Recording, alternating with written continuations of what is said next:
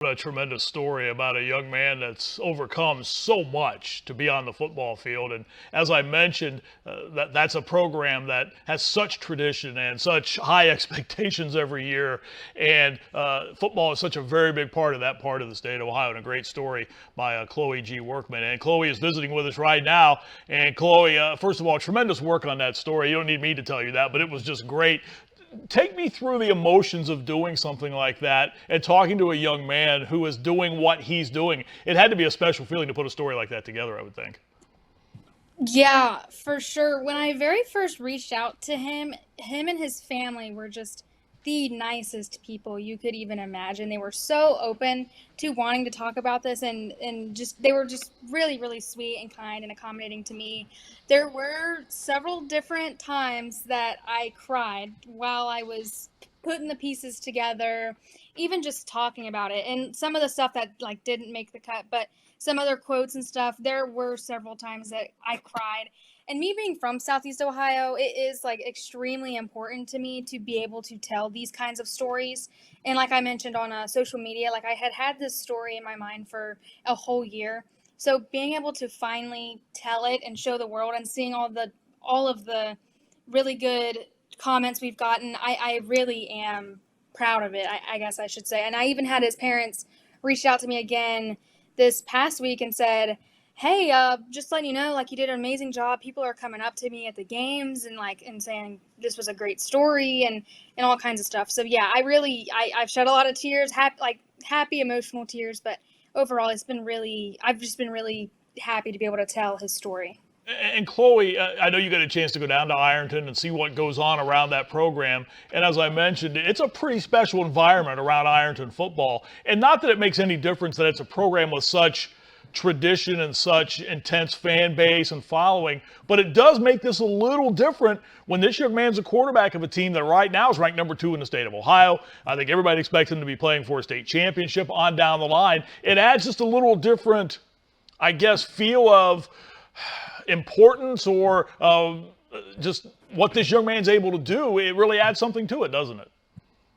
Yeah, exactly. That was one of my questions I had asked his parents. I said, you can see how your son, I mean, he's great at football. He took them when he was a freshman, he took him to the state championship.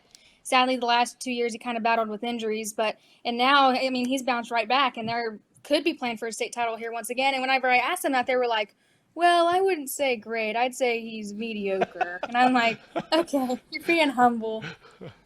Well, that's funny because whatever this young man does on the football field, because of what he's dealing with, in my opinion, would have to be considered great.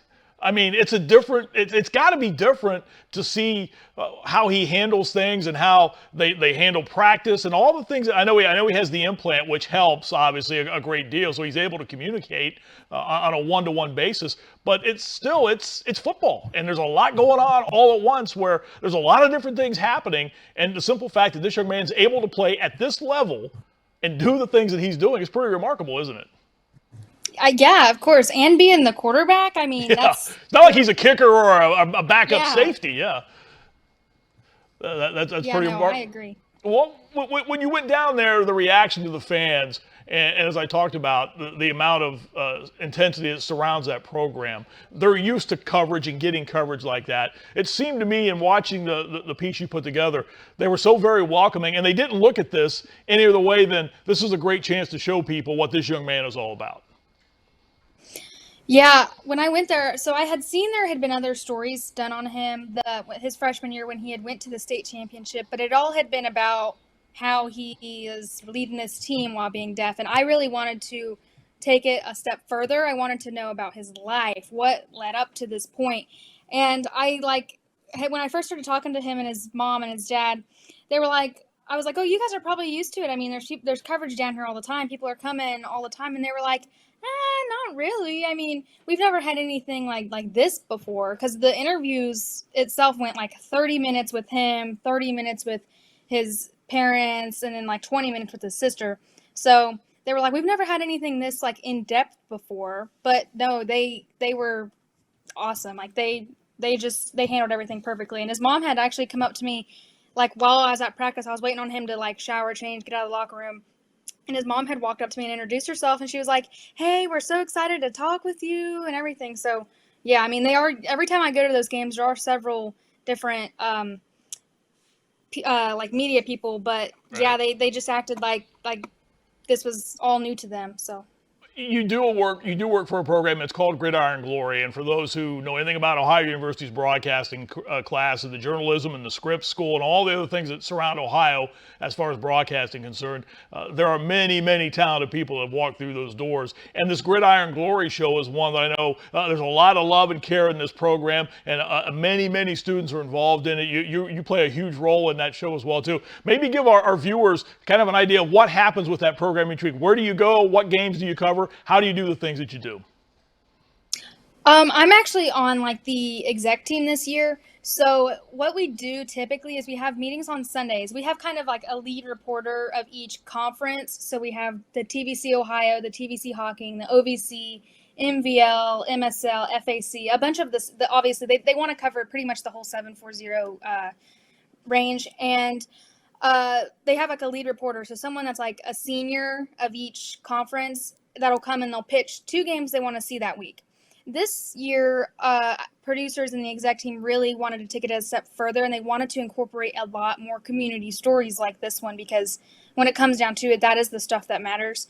And we have found a lot so far, but yeah, we pitch these games and then we actually talk about it. We think about all the storylines, how good are these games going to be, all kinds of stuff, and we carefully choose each week what game we're going to see.